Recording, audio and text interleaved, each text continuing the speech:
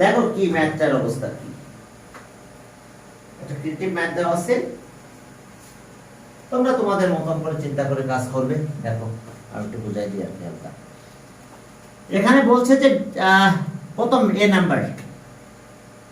Number একটা প্রশ্ন করছে যে এত percent of A number is 10, what is the number? তাহলে নাম্বারটা বলছে, হোয়াট ইজ দ্য নাম্বার? তাহলে কত?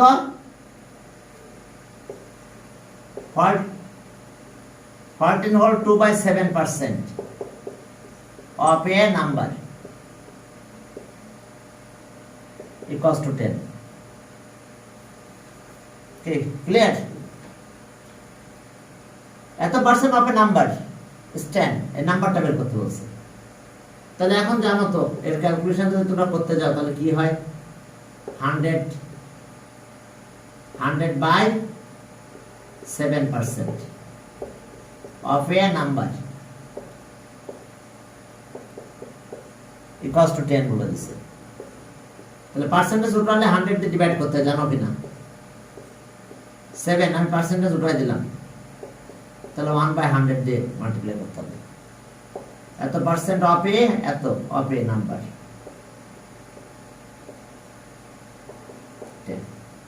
এটা কাটা যায়। এখন 7টা ওই পাশে চলে যাবে মাল্টিপ্লাই হয়ে, তাহলে 1/7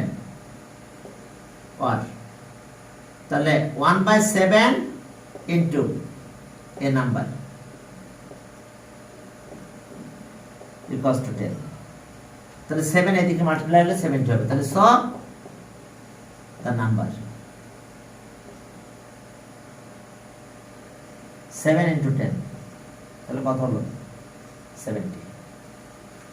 এই 7 এদিকে 10 এর সাথে মাল্টিপ্লাই হলো, তাহলে आंसर এত। the required number is 70, the required number. What is the number? The required number is 70. The required number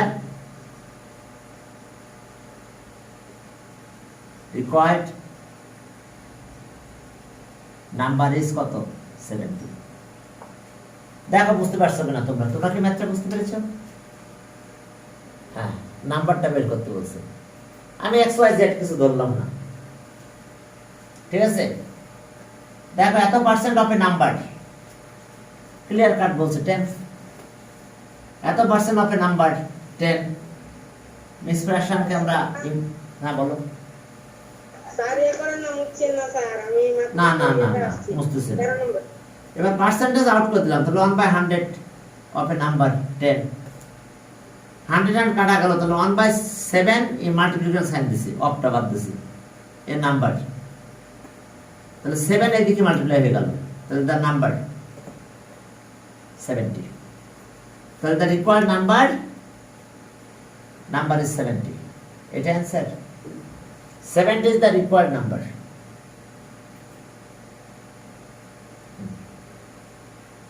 The required number is 70. দেখো স্যার, হ্যাঁ বলো। ক্লাস কি 7টা বাজে শেষ হবে? হ্যাঁ হবে। এই যে ক্রিয়েটিভ ম্যাথটা শেষ করে আজকে শেষ করব ইনশাআল্লাহ। ক্রিয়েটিভ ম্যাথটা আবার ভালো করে বুঝাই দিতে হবে তোমাদের। এরপরে চলো বি নাম্বার তো একেবারেই আচ্ছা এটা শেষ করো, এরপর আমরা বিটা শুরু করব।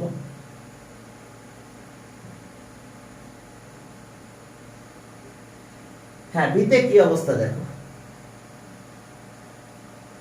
হ্যাঁ, বিতে কি হয়েছে, এবার স্টেপে যাও।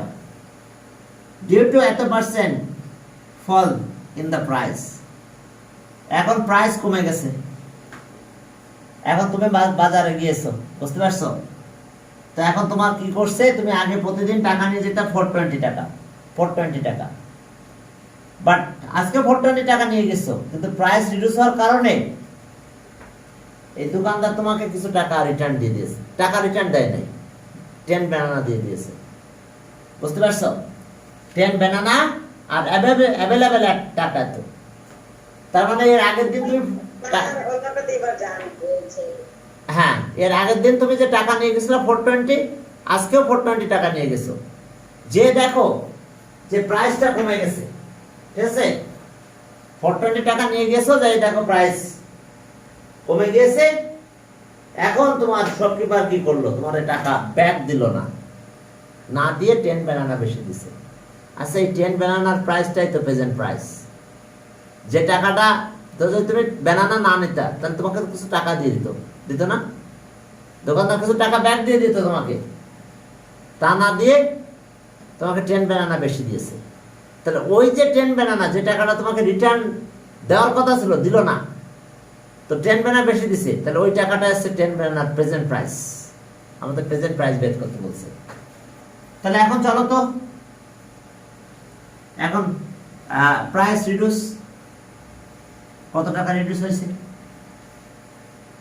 এত পার্সেন্ট অফ এত টাকা। হ্যাঁ, ওকে, প্রেজেন্ট প্রাইস বি নাম্বার, এত পার্সেন্ট ফল, প্রাইস ফল এত পার্সেন্ট। তাহলে ওকে, রিডিউস প্রাইস, ওকে, তাহলে কত পার্সেন্ট, 14 2/7%, এত পার্সেন্ট অফ 420 টাকা, এত পার্সেন্ট অফ টাকা 420 ইকুয়ালস টু কত হবে, এত পার্সেন্ট রিডিউস হয়েছে, তাহলে প্রাইস রিডিউস প্রাইস কত হবে, দ্য প্রাইস আর রিডিউস। হ্যাঁ হ্যাঁ, আমরা এত পার্সেন্ট অফ এত টাকা, এই টাকার এত পার্সেন্ট কত টাকা হয় সেটা বের করবো আমরা এখন। তাহলে এটা 100/7% অফ টাকা 420। তাহলে আবার পার্সেন্টেজ উঠাতে গেলে কি করতে হয়, 1/100 অফ টাকা 420। হ্যাঁ, তাহলে এখন এটা কাটলাম, টাকা 60। এখন দেখো কথা ছিল তাকে 60 টাকা ব্যাক দিয়ে দিবে নাকি, এই যে প্রাইস রিডিউস এত টাকা, বুঝতে পারছো, এত পার্সেন্ট প্রাইস ফল ইন এত পার্সেন্ট, তাহলে এত পার্সেন্ট অফ এত টাকা, তার মানে কত টাকা ফল হয়েছে, 60 টাকা। তো 60 টাকা তোমাকে ব্যাক দিয়ে দিত, ভালো কথা, কিন্তু সে 60 টাকা ব্যাক দিল না, না দিয়ে কি করছে, 10 ব্যানানা বেশি দিছে। তাহলে present price of 10 banana is টাকা 60। ক্লিয়ার? আমার কথাটা বুঝতে পারছো? যে এত পার্সেন্ট রিডিউস হয়েছে, তাহলে এত পার্সেন্ট অফ টাকা কত, এই টাকাটাই তো তুমি নিয়ে গেছো ব্যানানা জন্য। তাহলে এখন আমরা 60 টাকা পাইছি, তো 60 টাকা ব্যাক দিল না দোকানদার, না দিয়ে 10 ব্যানানা দিছে, তাহলে 10 ব্যানানার প্রেজেন্ট প্রাইস 60 টাকা। তাহলে প্রেজেন্ট প্রাইস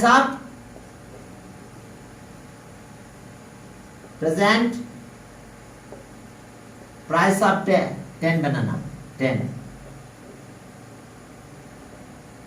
bananas is টাকা 60।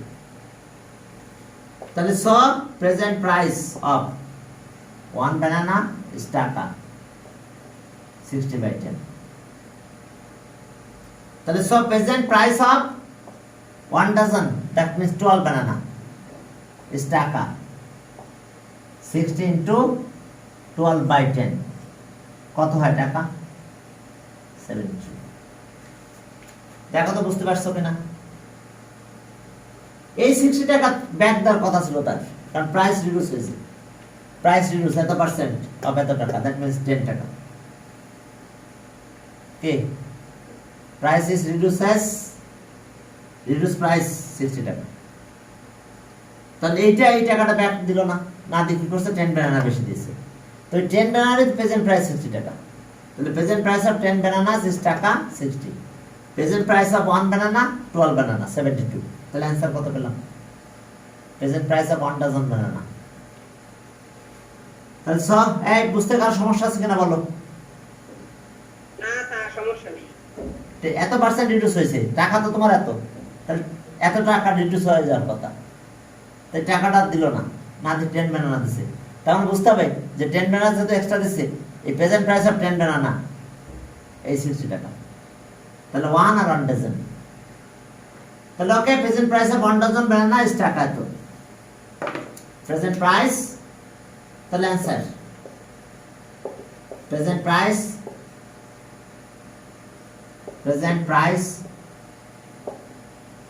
প্রাইস অফ কত 1 dozen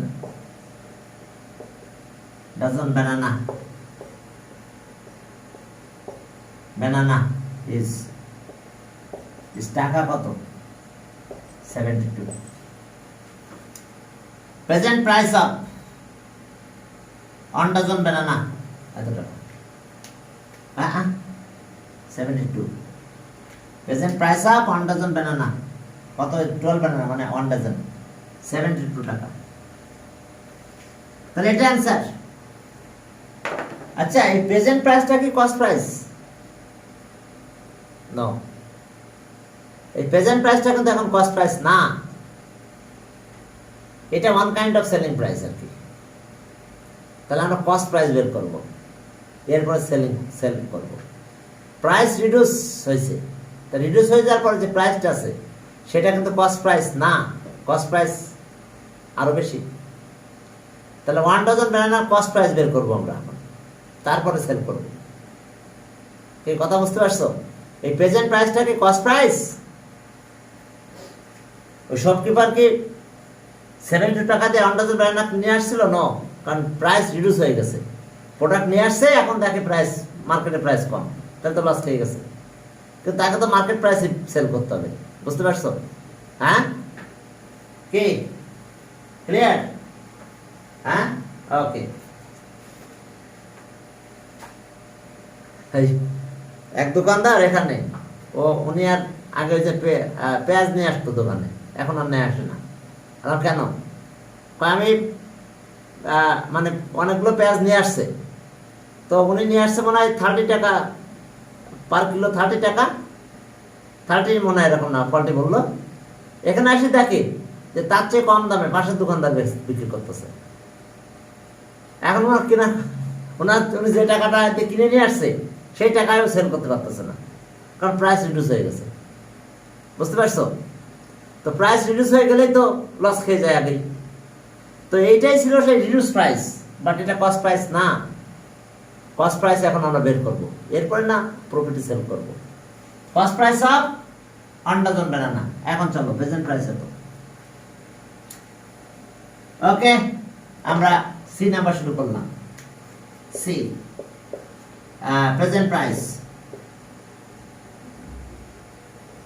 present price of 1 dozen banana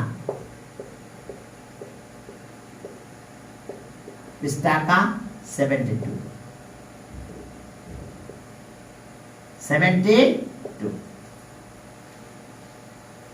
এটা প্রেজেন্ট প্রাইস এটা কিন্তু কস্ট প্রাইস না ওই যে দোকানদার বেশি দামে পেঁয়াজ নিয়ে আসছে 80 টাকা প্রেজেন্ট প্রাইস কম মানে প্রাইস রিডিউস হয়ে গেছে ঠিক আছে তাহলে তার কস্ট প্রাইস তারপর না তার প্রফিট করতে হবে প্রেজেন্ট প্রাইসটা কিন্তু কস্ট প্রাইস না এটা প্রাইস তো রিডিউস হয়েছে এখানে কাইন্ডনেসে প্রাইস রিডিউস হয়ে গেছে এই কারণে এটা কস্ট প্রাইস না তাহলে এখন হিয়ার রিডিউস প্রাইস এত পার্সেন্ট ফল রিডিউস টু এত পার্সেন্ট ফল ইন প্রাইস তাই হিয়ার কত প্রাইস ফলেন reduced to এত percent fall in the price due to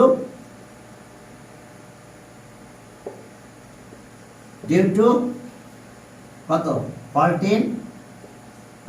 2/7 or এত percent or 100/7% fall in the price fall in the price okay ঠিক আছে তাহলে cost price 100 দেন present price এটা minus হয়ে গেছে তাহলে cost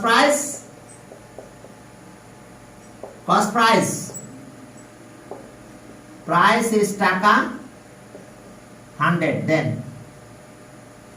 then selling price,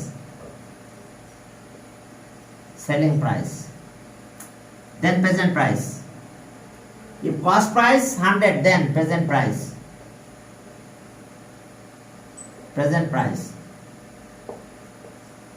price কত হবে টাকা? আর প্রেজেন্ট প্রাইসের বদলে কি সেলিং প্রাইস লেখা যাবে? না না না না, প্রেজেন্ট প্রাইস তো আমরা এখন সেলিং প্রাইস না, আমরা প্রফিটে সেল করব, এই কারণে আমরা প্রেজেন্ট প্রাইসটা লিখে নিচ্ছি। প্রেজেন্ট প্রাইস কত হবে তাহলে? 100 থেকে মাইনাস হবে এটা এত পার্সেন্ট। ওকে, 100/7। কস্ট প্রাইস 100 টাকা, দেন প্রেজেন্ট প্রাইস কত হবে? যেহেতু রিডিউস হয়ে গেছে প্রাইস, তাহলে এই কস্ট টু টাকা এখন কত হচ্ছে? 700 minus 100, 600/7. Cost price is 100, then present price কিন্তু এই টাকা, কারণ কথা আছে যে হিয়ার ডিউ টু এত percent fall in the price, তাহলে প্রেজেন্ট প্রাইস কস্ট প্রাইস এটা, তাহলে প্রাইস তো ফল করে ফেলেছে, তাহলে প্রেজেন্ট প্রাইস এখন এত হয়ে গেছে, অলরেডি অনেক প্রাইস নাই হয়ে গেছে, তাই না? দেখো তো, তাহলে এই প্রেজেন্ট প্রাইস এত, then cost price 100, present price 72 কার 1 ডজনের প্রেজেন্ট প্রাইস, তাহলে প্রেজেন্ট প্রাইস থেকে আমি কস্ট প্রাইসে যাচ্ছি এখন 1 ডজন ব্যানানার কস্ট প্রাইস এটা বের করতেছি। টার্গেট কি? 1 ডজন ব্যানানার কস্ট প্রাইস বের করব, তাহলে এই প্রেজেন্ট প্রাইস এত, then cost price 100, present price 1 আর প্রেজেন্ট প্রাইস দিস। তাহলে এখন প্রেজেন্ট প্রাইস কত? 72 টাকা 1 ডজনের। এখন আমরা কস্ট প্রাইস বের করব। আচ্ছা আর বুঝতেছি না। তাহলে এই প্রেজেন্ট প্রাইস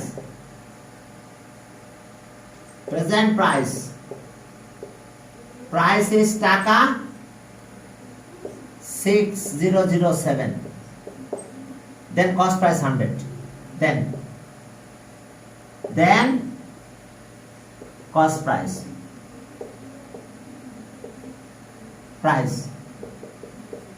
টাকা 100,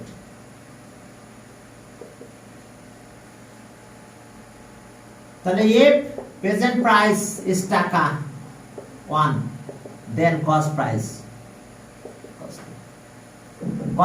equals to 100, এটা মাল্টিপ্লাই ডিভাইড হলে 7 গেল উপরে আর 600 নিচে। এখন প্রেজেন্ট প্রাইস কত টাকা ছিল? 1 ডজন বানানা প্রেজেন্ট প্রাইস 72 টাকা, দেন cost price 100 into 7 by 8 into 72,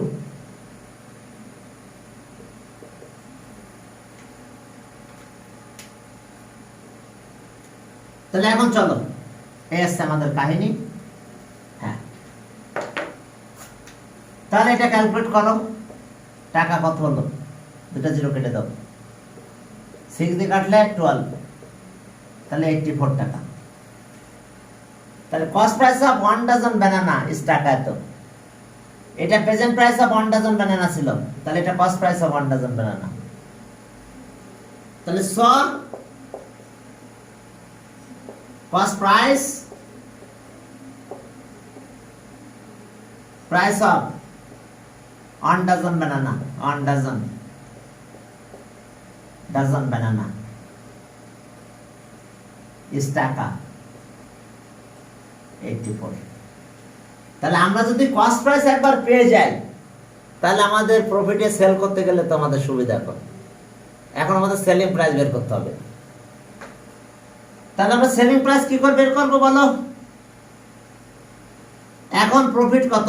two make profit এত percent, what would be the price of each dozen banana. এখন কস্ট প্রাইস অফ 1 ডজন পেয়ে গেছি, এখন চলো সেল করে ফেলি। Selling price of 1 dozen banana কি clear? Selling price of 1 dozen banana. এখন প্রফিট কত মুছবো? মুছে দিলাম।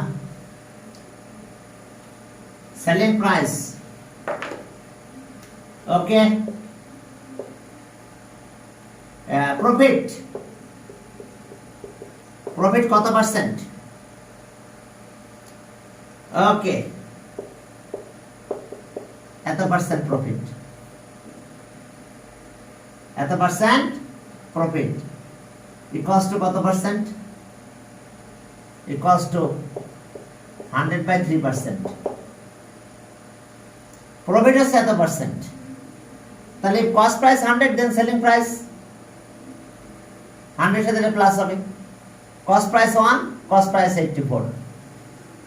হ্যাঁ, তাহলে এই কস্ট প্রাইস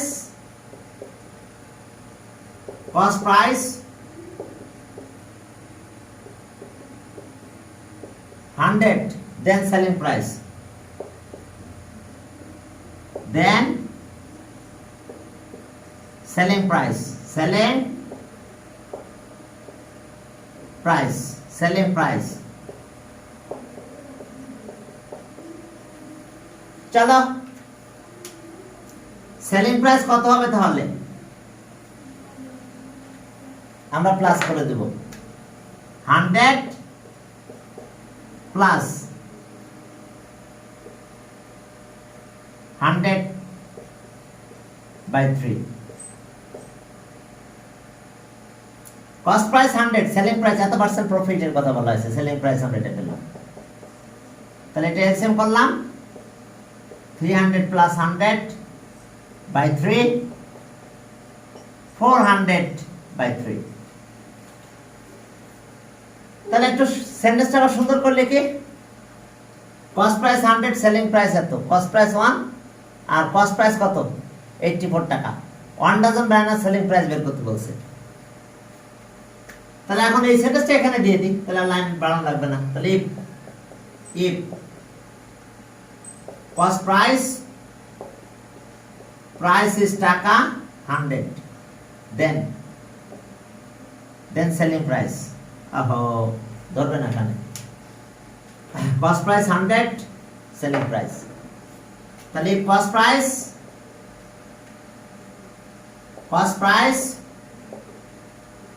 is টাকা 100,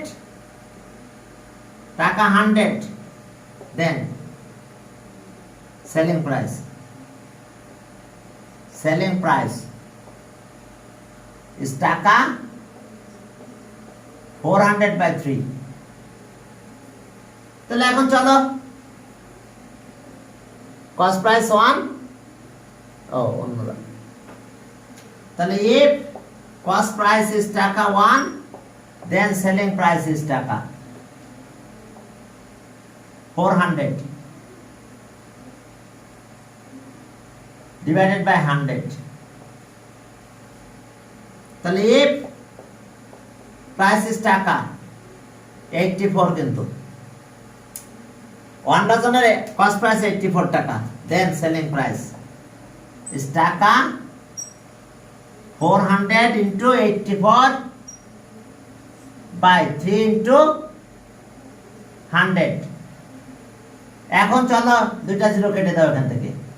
তাহলে 3 দিয়ে এটা কাটা যায়, 3 দিয়ে এটা যদি কাটো তাহলে কত হয় দেখো তো, 3 2 যা 6 আর 24 38, তাহলে 4 into 28 কত হয় দেখো তো। ওকে, ইকুয়ালস টু টাকা।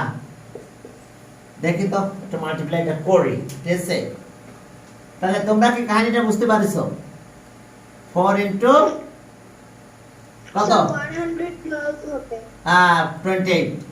28 equals to good 112। তাহলে এটাই আমাদের অ্যান্সার। আমাদের সেলিং প্রাইস বের করতে বলছে। এখন আমার জিনিসটা বুঝতে পারছো কিনা, আমি কিভাবে ম্যাথটা করছি? তোমার ক্লিয়ার কিনা?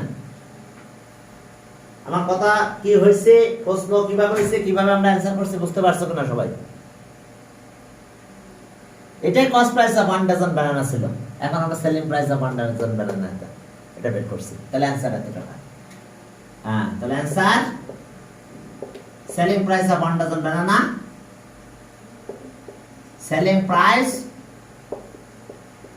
Of 1 dozen banana, dozen banana is টাকা 112. Selling price of 1 dozen banana এত টাকা। এটাই সেলিং প্রাইস। ওকে, ঠিক আছে তাহলে selling price of 1 dozen banana this। এরপরে চলো